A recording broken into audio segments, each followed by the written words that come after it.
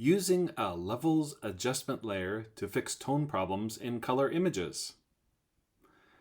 In the Layers panel, choose Levels from the Add New Adjustment layer, and you'll see that we have RGB pop up in the properties.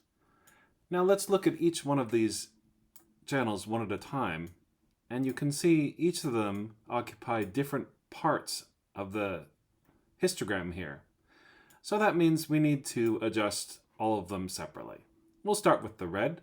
Using the same technique we learned before, we'll just push the sliders over and then check with Alter Option if it's clipping any pixels.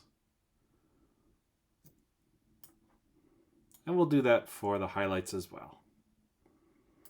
Next, we'll move on to the green channel.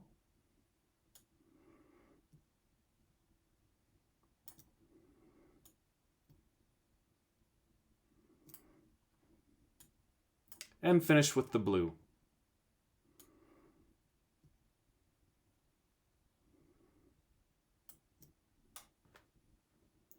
Now the image tone is fixed, but we still have more to do.